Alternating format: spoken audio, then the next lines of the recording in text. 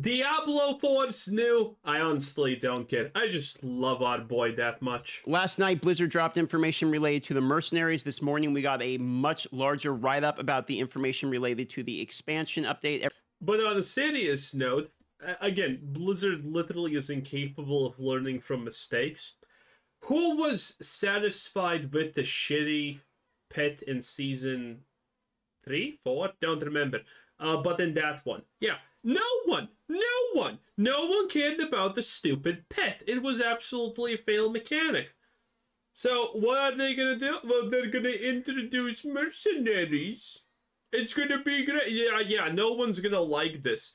Literally. Maybe the moment the expansion releases, the mercenaries are gonna have some value, but considering this is a Blizzard game, if the game starts off with, you know, damage in the thousands, you know, maybe 10,000 a crit or something, you know, 5 seconds later, 3 minor patches later, the damage is gonna be in the billions once again. That is how Blizzard does things. Mercenaries are a complete waste of development time, oxygen, money, and literally space and existence fabric. But, you know, that's what Blizzard does. They just ruin things. Everything from Mercenaries, Dark Citadel, Party Finder, level cap update, and more. So now, the Dark Citadel, though, that's going to be actual raids. Now, I said that I would be, I would love the idea that Blizzard actually, you know, makes Diablo 4 into somewhat of a Lost Ark, because I'm a huge Lost Ark fan, okay? 2.5k hours in that game, no regrets. So, actually having raids with mechanics, that sounds amazing. But, then again, I will remind everyone that on Season 2 or 3 or 4, I recorded what was happening in a World Boss event, and that people were literally dying every second. So I'm not sure how capable the Diablo player base is with actually dealing with hard content, considering some, if they can't one-shot the World Boss, can't already even deal with that. Yeah, it's gonna be great. Let me give you the highlights. First thing you're going to notice right here, newfound companions across Sanctuary using the Party Finder tool. So there will be a way in-game to actually find other players to group with. We'll talk about why they're adding this here in just a moment. Also, there are murmurs of progression updates looming ahead, permanently changing leveling across Diablo 4. We saw some sort of... I predicted this. Well, we have predicted everyone. Again, the things that we are missing currently is the Haradra Cube, because... legendary effects are too powerful currently, and, you know, there's not a lot of things you can do with that. So we're missing currently the Herodic Cube. Leveling needs to be condensed, because nowadays, if you're not level 100, you might as well be level 1. Item levels are a mess, because the moment you get your first 925 item, you are not swapping that thing out for anything but a 925 item again, because its stats are simply that much superior. Which again completely makes all of the items up to that point irrelevant. And that can happen as fast as level 40, by the way. Yeah, as fast as level 40, you can get 925 items from world bosses and whatnot. So have fun with that information. Oh yeah, it's gonna be great. And Infinity Paragon leveling, which is probably also coming in the Vessel of Hatred, which was something I predicted again, because that's just how games are supposed to be. They're supposed to be infinite by design. I don't know if it was a leak or just a teaser, but basically you could see that it looks like level 60 might be the new cap related to Diablo 4 instead of level 100, and there will be Paragon levels, etc. above that. Because almost everyone can get level 60. Now, there are mercenaries coming to the game. There are 4 different ones. Basically, you're going to have a variety depending upon what you're trying to accomplish. You have like the shield bearer, which looks obviously some type of protection person. You have like a berserker here as well, which is, I'm guessing, DPS, like melee DPS. You have the cursed child, which look like rain. No, the berserker is obviously the support class, obviously. DPS or mage DPS, and then there's your drunken archer, your range DPS. So you got... Oh, by the way, the berserker is obviously a woman, because makes sense. Range, a mage, a warrior, and then like a protector. I'm surprised one of these companions is not in a wheelchair at this point, honestly. It looks like the mercenaries themselves also have their own small version of a skill tree here, you can see. This is also Ah, yes, the skill twigs. Very cool. interesting. There's something called a reinforcement, which is you have your main mercenary that follows you around. Then you have a reinforcement mercenary that comes in based upon a trigger in the game to cast one of the abilities that person has. So you sort of have like your main guy, then you have your call-in, almost like a fighting game, if you're familiar how you can have somebody come in to like perform a move, for instance. In order to level up your mercenaries and acquire their skills, you're going to need to level something called rapport. Looks somewhat similar to reputation systems we've had before. And there will be... Yeah, because everyone loves these systems so much. They are just so fun, unique, and you know, great. I love them. Systems we've had before. And there will be mercenary-related events. You'll also earn a currency system called Pell Marks, which is going to allow you to purchase items for your mercenary itself. And each mercenary will have their own inventory in which you can barter from. Wow. They have their own vendor and will also, they say, seek out their corresponding talents as blacksmith, occultist, jeweler, and trusty stash holder. So now... That is so stupid. Now we get onto the Dark Citadel. Basically, there are raids in the game. Okay, now this is what I actually cared about. This is a cooperative in-game PvE content that has rewards. They call this the Ultimate Co-op Challenge, the first of its kind in Diablo 4. It's an in-game cooperative dungeon. Listen, considering how poorly this game is balanced... Oh, yeah. So, this is going to be pretty interesting because... Currently, the Diablo 4 mantra of patching things is like, well, we're incompetent, so we're not going to try to be competent, so we're going to make it that, you know, if something's completely busted, we're not going to just instantaneously fix it. And, yeah, sure, what up, boy. But now you have this, the end game. Which means you're gonna have to fix it, otherwise some dumb sorceress is gonna one-shot this. Good luck with that, Blizzard. Good luck. You're just gonna piss off everyone. There's no way they're gonna balance anything correctly. Blizzard has not balanced a single game correctly for 20 years. It's just a lost cause. Dungeon rewards groups of players that can best the many perils that lay within. There are 3 different wings of the Citadel. And after you beat these 3 wings, there is a final boss. Now, it does seem like this is co-op only, as it says, will require the efforts of your entire party.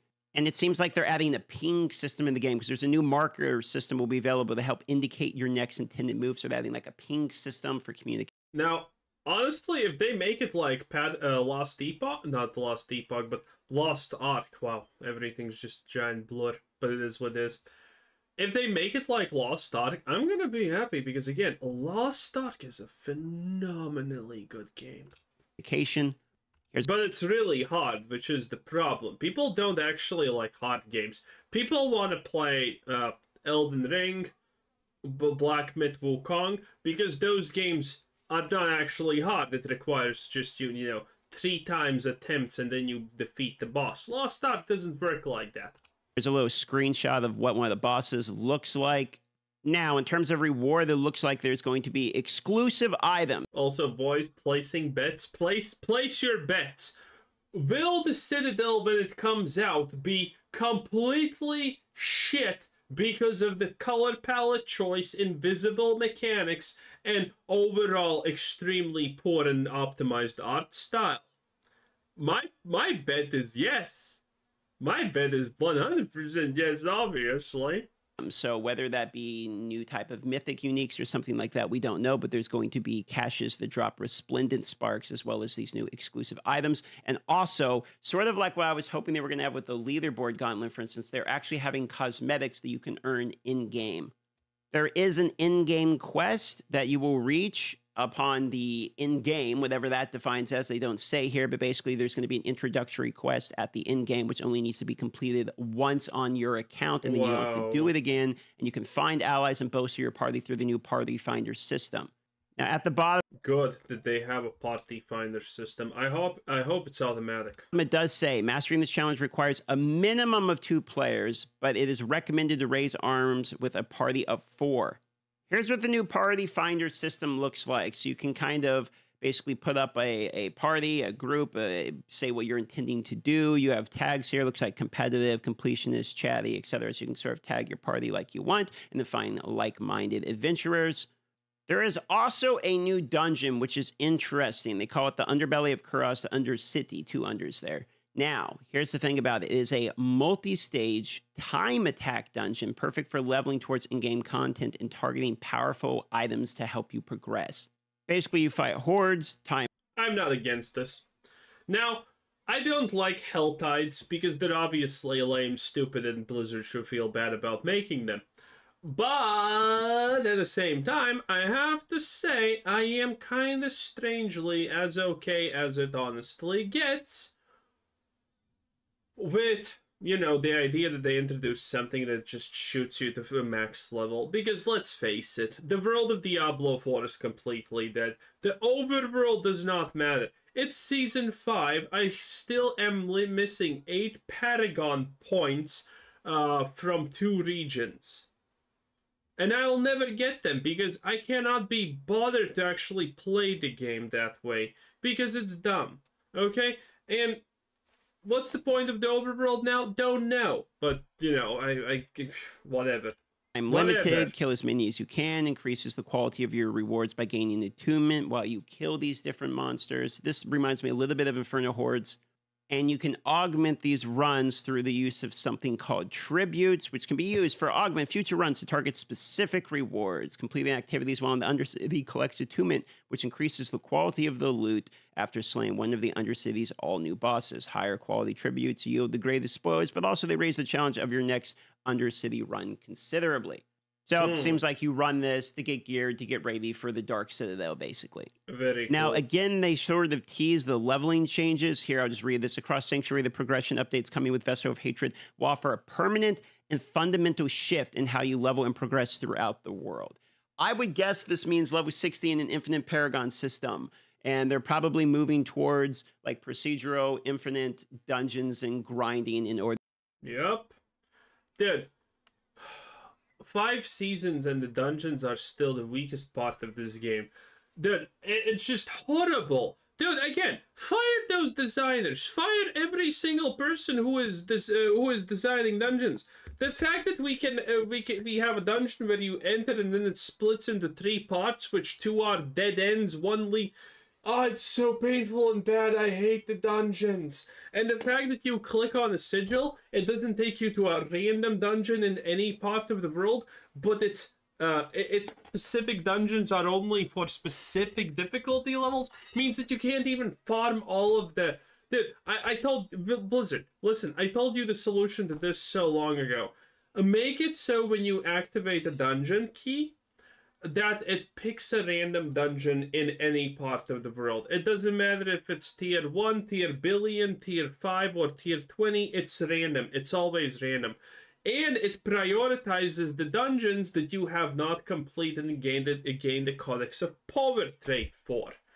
That's how you actually at least make the dungeons a little bit more manageable for people without fixing their horrible and shit tier layouts that should be, you know, used as a teaching moment for how to not make games. Order to be able to have an in-game where you can push more and more and more, I would guess. Similar to the overhaul and itemization in Season 4 Loot Reborn, these permanent changes to the base game are aimed at making leveling more rewarding, putting more power in your hands. You'll be able to access deeper customization to power earlier in your character's adventure, reinvigorating the leveling journey to new heights. We'll also have more to share on August 29th. They also added these new wings into the game. There was already wings with your... Another wings? Oh my god. This is like Diablo 3. Yes, it is. Yes, it is. Everything in Diablo 4 is like Diablo 3 if you haven't noticed. Pre-order, but now these have these demon version of these wings as well. If you already pre-ordered, you just get them. If you haven't... I can't wait until they're going to become so unique that they're going to add the Tyrael version. This is another incentive they're adding. And then pre-purchase on Xbox, Battle.net, and get Game Pass Ultimate as well. So just a few ads here at the end of this. So quite some significant amount of changes are coming to the game. Leveling system, mercenaries, a calling in system with the mercenaries. The only thing I care about is the Dark Citadel and a dungeon that gets you to maximum level so we don't have to suffer anymore. I wonder what's gonna happen with world tiers. Because I said from the start, world tiers are a horrible mechanic that devalues literally almost everything in the game.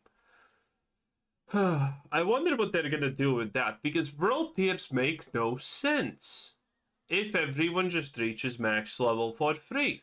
So are they gonna just make it as Diablo 3, where you can just switch the difficulty and introduce like 5 new difficulty levels through world tiers? Is that gonna be a thing? Because at this rate, it might as well be. Because again, when you're trying to become Diablo 3, you're just gonna copy everything it has, no matter what. In any case, that was our boy Dart Microtransactions, aka DM, aka Skittles. Have a nice day. Bye bye.